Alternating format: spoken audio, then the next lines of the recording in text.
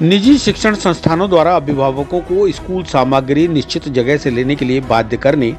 और निजी स्कूलों की मनमानी पर रोक लगाने की मांग। अधिवक्ता व पार्षद देवेंद्र सिंह शेखावत ने जिला कलेक्टर को दिया ज्ञापन। प्राइवेट स्कूलों द्वारा अभिभावकों के साथ की जा रही हठधर्मिता के खिलाफ सोमवार को अधिवक्ता व पार्षद देवेंद्र सिंह शेखावत ने साथियों के साथ जिला कलेक्टर को ज्ञापन सौंपा। शेखावत ने बताया कि जैसा कि मुझे ज्ञात हुआ है कि विगत कुछ वर्षों से शहर में निजी शिक्षण संस्थान प्राइवेट यूनिफॉर्म बनाने वाले कुछ निजी कंपनी वाले शिक्षण संस्थाओं के साथ मिलकर एक गोरा धंधा चला रहे हैं, जिसके तहत अभिभावकों को न केवल बाध्य किया जाता है अपितु उन संस्थाओं के द्वारा जिन संस्थाओं से शिक्षण संस्थाओं का कमीशन तय है उनसे गणवेश, किताबें व अन्य स्कूल की छात्रों की सामग्री लेने पर विवश किया जाता है। जैसा कि आपको विदित होगा कि पूर्व में सभी स्कूलों की गणवेश स्कूल को पहचानने का एक माध्यम हुआ करती थी, किंतु वर्तमान में निजी शिक्षण संस्थाओं ने जहां एक और स्कूलों के तीन स्कूल यूनिफॉर्म तय कर दिए हैं, तो वहीं दूसरी ओर अभिभावकों को परेशान करने के लिए व अघोषित रूप से निजी स्कूल यूनिफॉर्म बनाने वाली संस्थाओं से कमीशन सेट करके एक स्कूल के लिए संस्थान के लिए आय का स्रोत भी बना रखा है। गौरतलब है कि वर्तमान समय में सभी निजी और प्राइवेट शिक्षण संस्थाएं बिना पूर्व घोषणा के अपने स्कूल का गणवेश हर 2 साल में बदल देते हैं,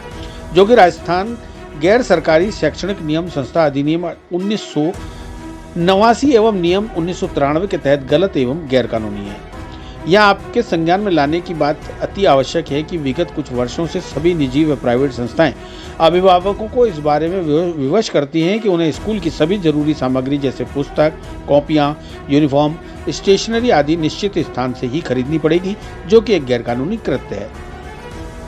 वर्तमान समय में अजमेर शहर में कुछ निजी यूनिफॉर्म बनाने वाली संस्थाएं शहर की सभी निजी एवं प्राइवेट शिक्षण संस्थाओं से तालमेल व कमीशन सेट करके अभिभावकों को लूटने का कार्य कर रही हैं। जहाँ एक और स्कूल गणवेश का निर्धारित समय होना चाहिए कि न्यूनतम 5 वर्ष तक का गणवेश नहीं बदला जाएगा, वहीं दूसरी ओर यदि शिक्षण संस्थाएं अपने स्कूल गणवेश को बदलना चाहती हैं तो अभिभावकों को प्राय कम से कम 1 वर्ष पहले सूचित करें,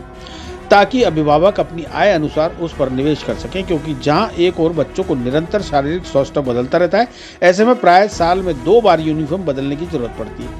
ऐसे में इस प्रकार का कृत्य, जो कि स्कूल व निजी यूनिफॉर्म बनाने वाली संस्थाओं का एक षड्यंत्र है, उसमें फंसकर अभिभावकों को अतिरिक्त आर्थिक नुकसान उठाना पड़ता है, जो न केवल गलत है अपितु गैर कानूनी भी है। मेरा आज कलेक्टर, हम लोग सब लोग मिलकर कलेक्टर साहब से एक अनुरोध कर रहे हैं कि शहर में एक बहुत बड़ा संगठित गिरोह चल रहा है निजी शिक्षण संस्थाएं एवं जो कुछ एक जो स्कूली यूनिफॉर्म बनाने वाली जो कंपनियां हैं उनके साथ, क्योंकि आप देखें कि ये हर 6 महीने में या साल में 2 साल में निजी शिक्षण संस्थाएं मिलकर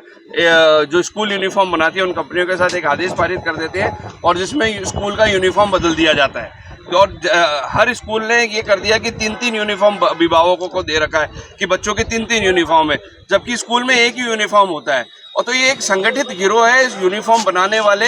और निजी शिक्षण संस्थाओं के, जो कि इनके अंदर भारी कमीशनखोरी होती है और ये बहुत बड़ा इनके अंदर इनका एक जिसे कहते हैं ना घालमेल चल रही है। उसका विरोध करते हुए राजस्थान शिक्षण अधिनियम के 1989 के एक्ट के तहत ये है, कुछ चीज़ें बिल्कुल निर्धारित है कि कोई निजी शिक्षण संस्थाएं अभिभावकों को ये विवश नहीं कर सकती कि उसी स्कूल से जाके, उसी दुकान से जाके, उसी पर्टिकुलर जाके मतलब आपको यूनिफॉर्म खरीदना है, स्टेशनरी खरीदनी है, किताबें खरीदनी है, कॉपियाँ खरीदनी है, जबकि ऐसा स्कूल द्वारा किया जाता है। और वो इसलिए किया जाता है कि उनसे सांठगांठ होती है और उनका कमीशन मिलता है। और ये मेरा आज कलेक्टर साहब से एक निवेदन है कि इस प्रकार की एक समिति बनाई जाए जिससे नाजायज और गैर कानूनी रूप से अभिभावकों को लूटा जा रहा है, मतलब इस तरीके से शोषण किया जा रहा है कि निजी बच्चों के चक्कर में इस साल में 2-2 साल में ये अपना यूनिफॉर्म बदल देते हैं, जो कि एक बिल्कुल गैर कानूनी। किसी जमाने में स्कूल यूनिफॉर्म से बच्चे पहचाने जाते थे, आजकल हर दूसरे दिन यूनिफॉर्म स्कूल का बदल दिया जाता है। और ये इसलिए बदल दिया जाता है क्योंकि इनकी सांठगांठ है स्कूल के। कुछ अजमेर में तो एक आधा ही है, एक आधा स्कूल यूनिफॉर्म निभाने वाले और उनको विवश किया जाता है, जबकि मेरे पास एक आदेश है सरकार का जिसके अंदर इस प्रकार का कलेक्टर को नियम राजस्थान सरकार ने एक आदेश पारित किया गया है कि आप इस प्रकार की एक कमेटी बनाएं और इस प्रकार का एक मतलब एक संस्था बनाए जिससे ये इसकी जांच करे कि यदि इस प्रकार से अगर कोई निजी संस्थान अभिभावकों को विवश कर रही है, परेशान कर रही है और निजी एक ही मतलब संस्थान पे जाके कपड़े खरीदने के लिए या स्टेशनरी खरीदने के लिए या कॉपी किताबें खरीदने के लिए अगर उनको बाध्य कर रही है, तो ये गैर कानूनी है और इसी के विरोध में कलेक्टर साहब से आज एक ज्ञापन है कि जल्दी से जल्दी एक नई समिति बनाए और इस बात के जो अवैध रूप से अभी अजमेर के सभी अभिभावकों को लूटा जा रहा है और गैर कानूनी रूप से जो इनके ऊपर मतलब कहते हैं अघोषित रूप से जो अभिभावक लूटे जा रहे हैं कि स्कूल के 3-3 यूनिफॉर्म हर 2 साल में यूनिफॉर्म बदल देते हैं, तो ये क्या है? ये सिर्फ और सिर्फ निजी संस्थान को गैर कानूनी रूप से पैसे कमाने की जो है। चिरंजीवी भव भाग 1 7 चिरंजीवियों के रहस्य की वैज्ञानिक खोज करें।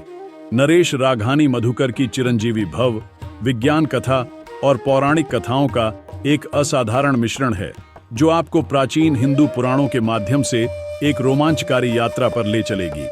हिंदी और अंग्रेजी में उपलब्ध है। अपनी कॉपी आज ही बुक करें।